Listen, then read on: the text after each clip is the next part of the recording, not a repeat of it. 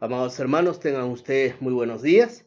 Les saludo una vez más en el amor de nuestro Señor Jesucristo, y en esta mañana vamos a exponer la palabra del devocional que corresponde al libro de Primera de Crónicas, capítulo 6. Es el que corresponde el poder reflexionar en esta mañana.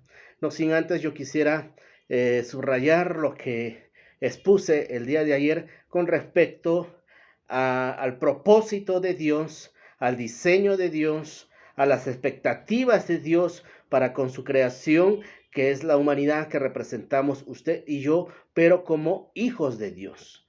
Habíamos visto que Dios creó al mundo, el mundo se desvió, se alejó de los principios de su creador, y Dios envía a Adán, y toda una historia hasta que llegamos al pueblo de Israel subyugada por el pueblo o la nación de Egipto. Es como Dios arranca de los yugos de esclavitud a su pueblo escogido, a Israel, que por gracia lo escogió para ser una nación santa. Lo saca de ahí y empieza a crear todo el modelo, el sistema de cómo ellos tenían que vivir y cómo tenían que expandirse. Pero antes él quería también trastocar el corazón de las personas para que lo amaran y lo reconocieran como su creador. Así también pudieran ellos entender el sentido de su existencia. ¿Cuál era el sentido de la existencia de ellos y la existencia suya y mía como hijos de Dios? Es la extensión del reino de Jesucristo sobre esta tierra. Tanto desde el Antiguo Testamento, desde la creación hasta el día de hoy, el propósito que nosotros tenemos y para lo cual nosotros, usted y yo existimos, es proclamar el evangelio de Jesucristo, extendernos para proclamar el reino de Jesucristo, para que el mundo conozca a Jesucristo y sea salvo por gracia y pueda acceder a la tierra prometida cuando Dios nos llame a su presencia. Esa es la misión y el propósito que usted y yo tenemos hoy. Y para esto Dios había diseñado, había organizado todo un sistema de engranaje social, político, cultural, religioso, para que pudiera caminar unido como un poderoso reino de Jesucristo y se extendiera. Dije yo, había separado y preparado a hombres dispuestos para la guerra, dispuestos para la batalla. Estos eran los de Rubén, muy fuertes, muy aguerridos, muy organizados, muy experimentados en el tema de la batalla. Fueron designados para este tema, pero ellos, a pesar de la experiencia que tenían, rendían a su corazón a Jesucristo y decían: si tú estás conmigo, tendremos la victoria, porque Dios les daba la victoria. O sea, no solamente la experiencia, la preparación, los dones, los talentos que usted y yo podamos tener, sino que Jehová, nuestro creador, tiene que intervenir y usar nuestras vidas para la extensión del reino. Si Dios no los usa, en vano es nuestra insistencia, nuestra humanidad, nuestro empeño, nuestros desgastes en las cosas del Señor. Si Dios no está en nuestro corazón, no está en nuestra mente, y Dios no está usando nuestras vidas, en vano es el esfuerzo que usted y yo podamos querer tener o anhelar para servirle al Señor. Entonces no es nuestra humanidad, no es nuestra capacidad, sino que usted y yo somos instrumento. Nacimos para ser siervos. Eso dije yo. Nacimos para extender, para ser siervos y darle la gloria a nuestro Señor Jesucristo.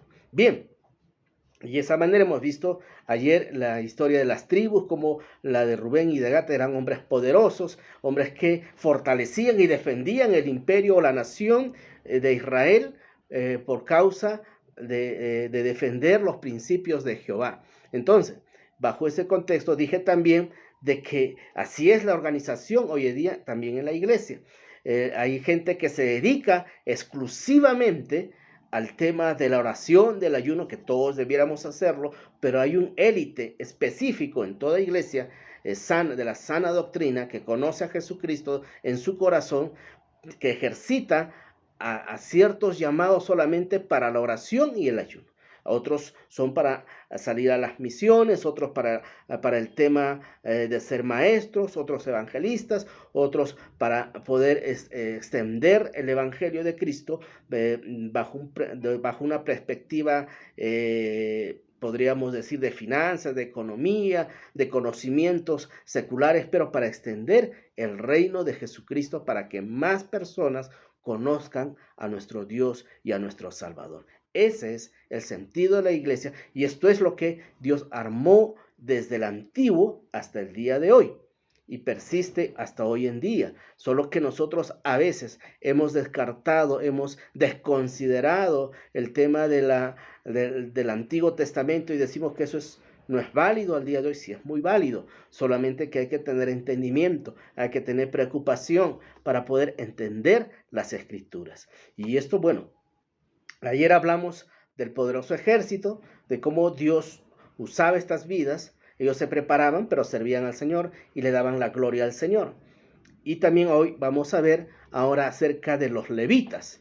Los levitas, desde el Antiguo Testamento, desde el inicio de la formación de ellos, eran sacerdotes santos. Recuerden ustedes, fueron las personas más fieles espiritualmente y que no habían sucumbido, no habían dado la espalda a Dios en temas cuando, por ejemplo, en el desierto se hace el becerro de oro. Las Escrituras dicen que ellos no rindieron homenaje, no doblaron sus rodillas ante ese Dios pagano. Ellos no estuvieron de acuerdo. Y por tal razón Dios los llama sus primogénitos. Recuerdan, eso lo hemos estudiado, por la fidelidad de los levitas. Entonces, cuán importante, yo dije eso también ayer, cuán importante es ese grupo de élite que viene a ser el corazón de la iglesia, el corazón de la nación de Jesucristo, que se dedica al ayuno, a la oración y a la palabra, a la enseñanza. Todo eso era la responsabilidad de los levitas. Y hoy vamos a ver que aunque eran hombres muy fieles, muy consagrados, muy espirituales, también tuvieron sus falencias. No todos, pero también sucumbieron al pecado. Algunos se apartaron también de las cosas del Señor. Pero esto es importante para nuestro día, el día a día de hoy, como iglesia, como ministerio, el formar un equipo que se dedique a la oración, al ayuno y a la enseñanza de la palabra. Bien, y esto era parte de las funciones de los levitas. Habíamos dicho antes que trabajaban juntos, ¿no? El sacerdote con los levitas. Eran un solo equipo y ambos servían a nuestro Señor Jesucristo. Bien, acá vamos a ver entonces, dice las Escrituras, los descendientes de Leví. Los hijos de Leví fueron Gerson, Coat y Merari. Y los hijos de Coat, Amram, Izar, Hebrón y Uziel. Y los hijos de Amram, Aarón, Moisés y María. Acá yo me detengo. Acá habla de los hijos de Amram, que fueron Aarón, Moisés y María. Estos tres hombres Dios utilizó para poder sacar a su pueblo de Israel de los yugos de esclavitud de Egipto. Recuerden lo que hizo Moisés, lo que hizo Aarón y lo que hizo María, su hermana. Fueron herramientas, instrumentos muy importantes para poder sacar al pueblo, y no solamente sacar, sino atravesar todo ese peregrinaje que ellos estuvieron en el desierto. Fueron hombres y mujeres, en este caso que de María, muy importantes, que supieron de alguna u otra forma sostener al pueblo de Israel. Pero también se equivocaron, pero también sucumbieron. Conocemos su historia. Bueno, habla de todos los descendientes de los Leví y había dicho que todos estos eran organizados para dedicarse al ayuno, a la oración, a la palabra y a la enseñanza. Pero no todos fueron, fieles totalmente. Podemos ver aquí en el 3, que ya leí la primera parte, dice los hijos de Aarón, Nadab y Abiú. Estos ofrecieron fuego extraño a Jehová y murieron. Recuerden ustedes la historia. Y también está Eleazar e Itamar, hombres diferentes a Nadab y Abiú. Eso es lo que explico. No todos los levitas fueron buenos. Tuvieron toda la sana intención, la escuela, el ayuno, la oración, el dedicarse a la palabra, al estudio, a estar en comunión con el Señor, pero aún así, algunos fallaron al Señor.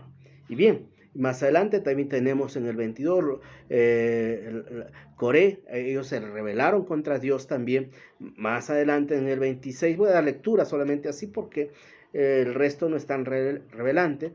Lo que te queremos ver, sacar un extracto, un mensaje de todo este tema de genealogía, que aparentemente no hay mucho mensaje, pero sí lo hay. El Cana dice aquí también, recuerden el Cana, y además del 28 dice, y sus hijos Samuel. Ahora podemos entender aquí del Cana era descendientes de los sacerdotes de Leví. O sea, por esa razón Ana, cuando dio a luz a Samuel, lo dedicó a la obra del Señor porque era ya su función el hacerlo, porque era un levita o descendientes de levita, los hombres consagrados para el servicio de la obra del Señor a tiempo completo. Por esa razón, Ana llora y cuando Dios le hace el milagro, le concede, se lo entrega al Señor porque sabía de que era un levita. Bien, más adelante podemos ver la parte ya de la adoración, dice en el 31, cantores del templo nombrados por David. Estos son los que David puso sobre el servicio de canto en la casa de Jehová después de que el arca tuvo ya reposo.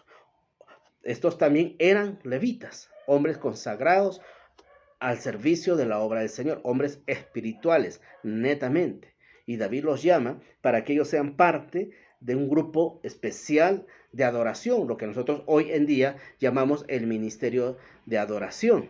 Pero estos hombres, miren, o mujeres, podemos decirlo también, eran personas dedicadas 100% a la obra del Señor. Eran 100% espirituales y ellos tenían que ser aún mayor o más espirituales, podríamos decir hoy en día, que el propio pastor, porque ellos están encargados, amada iglesia, de enamorar al Espíritu Santo para que sea manifestado en la iglesia. Entonces, el grupo de adoración o ministerio de adoración o de alabanza, como llamamos nosotros, hoy en día eran personas muy, pero muy consagradas en las cosas del Señor. Y acá hay otra cosa importante que yo quisiera resaltar, y eran supervisados por los sacerdotes o levitas. ¿Qué quiere decir esto? Eran estos llamados para la adoración o el canto que dice aquí, no hacían su propio querer o su propia intención de acuerdo a los dones y talentos, sino que había un grupo tras de ellos que eran los sacerdotes que estaban mirando, que estaban chequeando y miraban que la adoración tuviera que tener un olor grato y fragante delante de nuestro Señor Jesucristo y nuestro Creador Dios. Ellos eran responsables de aquello y estos tenían que cumplir. Hoy en día a veces esto se distorsiona. El grupo de alabanza no ayuna, no ora, no es 100% espiritual y crean de acuerdo a su perspectiva o a su gusto, a su don, a su talento, otras formas de transmitir la alabanza. Pero la alabanza y la adoración tienen que estar en un régimen de acuerdo a la palabra de Dios, las letras, la música y el movimiento. Yo dije alguna vez, tal vez me cuestionen, tal vez pudiera yo estar equivocado, yo no creo que en el cielo haya reggaetón, dije alguna vez, me acuerdo y tal vez no lo debía haber dicho, pero yo, bueno, creo en lo que he estudiado, soy más de la tendencia conservadora de la iglesia que guarda celosamente los principios de la palabra establecida por nuestro Señor Jesucristo. Bien, pero esto es un tema de repente un poco controversial, un poco para discutirlo, pero el tema principal o el mensaje de esto es que tienen que ser personas consagradas, que todo lo que hagan, tanto la letra, el movimiento y la música misma, tiene que dar un olor grato al Señor. Y que sí habían, y que hoy debe haber, sí personas, podríamos decir, los diáconos de la iglesia, los ancianos de la iglesia, que miren y digan, no, esto está mal, esto no debe ser así, esto debemos corregir, que para eso estamos, la iglesia, para eso somos. Dios conformó un equipo, Dios no hizo que el pastor o el sumo sacerdote o el sacerdote diga, esto es así y así se hace y se acabó. No, Dios constituyó un equipo dentro de la iglesia, para honrar su nombre y todo lo que hagamos tenga un olor grato a la presencia de nuestro Señor. Y esto es lo que dice aquí. Bueno, vamos a adelantar un poquito. Sigue hablando de todos aquellos que se dedicaron al canto y a la adoración, y que lo hicieron de todo su corazón, y no habla aquí algo que haya pasado malo. El 48 dice, y sus hermanos los levitas fueron puestos sobre todo el ministerio del tabernáculo de la casa de Dios. Y bueno, acá reafirma lo que estoy diciendo, y eso también lo dice en los libros anteriores que hemos leído. Los sacerdotes, los levitas, eran encargados de ser los ojos de Dios, los oídos de Dios, y llamados a corregir, llamados a exhortar a la iglesia. Eso era en el Antiguo Testamento y también lo es en el día de hoy. Llamados a ver, mirar y exhortar y llamar la atención. Dice acá, y todos los levitas fueron puestos sobre todo el ministerio del tabernáculo, todo el ministerio, toda la iglesia de la casa de Dios. Bueno, luego habla la otra parte, los descendientes de Aarón, aquellos que hacían los sacrificios. Dice aquí las escrituras, ofrecían sacrificios sobre el altar de los holocaustos, perfume, quemaban incienso, ministraban toda la obra del lugar santísimo y hacían expiaciones por Israel conforme a todo lo que Moisés, siervo de Dios, había mandado. Ellos se dedicaban a la parte de ofrecer sacrificios. Luego vemos las ciudades de los levitas. Recuerden que fueron repartidos por suertes y ellos principalmente estaban en las casas de refugio. Las casas de refugio eran un lugar de consolación, de exhortación, de ministración, de crecimiento, de restauración, pero también eran lugares donde se les perdonaban, se les indultaban de sus pecados. Bien, con esto yo quiero dejar algo como mensaje. Yo había dicho también de que Dios ya estaba anticipándose por el tema de que todos sucumbían, fallaban, se alejaban o se apartaban de Dios en algún momento de sus vidas. Dios estaba preparando ya el nacimiento del Mesías. Y con esto hacemos ver de que Él tenía que ser el Cordero inmolado, santo, puro, para el perdón de nuestros pecados. Y Él tuvo la imagen en vida y testimonio en su vida pública de dar el ejemplo de una vida santa.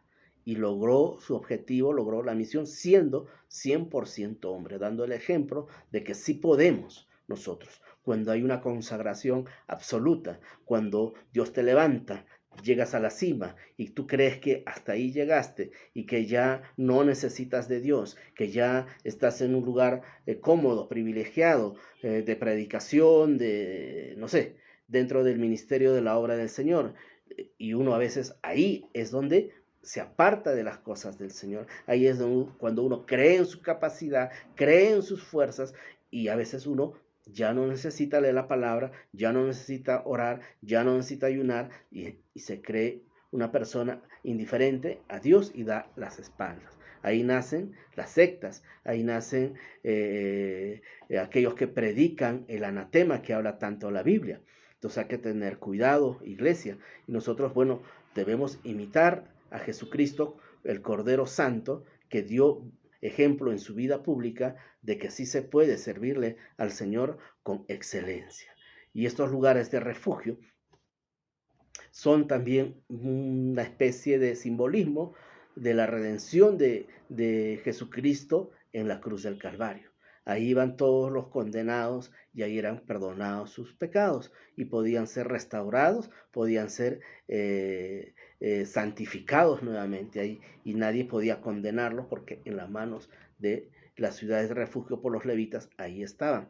Un similar al perdón de nuestros pecados hoy en día, porque la Biblia decía, por cuanto todos pecaron, están destituidos del reino de los cielos. Pero también la Biblia dice que si nosotros nos arrepintiéramos de todo nuestro corazón, Dios nos da y nos devuelve la identidad de hijos de Dios y nos perdona y tenemos acceso nuevamente a la vida eterna. Bien, iglesia, este es el mensaje un poco, que es un poco complicado para mí, es muy extenso, muy profundo para poderlo exponer ahí verdades escondidas, muy hermosas, muy bonitas, y Dios ya estaba preparando al pueblo de Judá para que de ahí naciera el Redentor. Y parte de lo que yo digo en ese sentido está en unos libros más atrás que yo estaba leyendo. Si ustedes lo desean leer, en muy buena hora, les ayudaría mucho poder entender. En Génesis capítulo 49 habla de la profecía de Jacob acerca de sus hijos, ¿no? Ahí habla lo que yo dije: Rubén, mi primogénito eres tú, fortaleza, principio y vigor, fuerte, digno, guerrero, impetuoso. Habla más abajo de Judá: te alabarán tus hermanos, tu mano en la cerviz de tus enemigos, los hijos de tu padre se inclinarán hacia ti. Judá, tú eres el cachorro de león, Judá, de la presta subiste, hijo mío, se encorvó y se hinchó como león, y así como el león viejo, ¿quién lo despertará? No será quitado el cetro de Judá, ni el legislador de entre sus pies, hasta que venga Siloó. Y dice aquí: atado a la vid de un pollino y la cepa de su hijo de su asna, lavó el vino de su vestido y la sangre de uvas de su manto. Está hablando de la venida de Jesucristo. Ahí está, desde el libro de Génesis, la profecía que ahí ahora en Crónicas se viene cumpliendo, y ya estamos muy cerca a la venida y al nacimiento y a la venida de Jesucristo, que Dios ya estaba preparando el terreno, y que de Judá tenía que descender el Salvador del mundo. Que Dios les bendiga.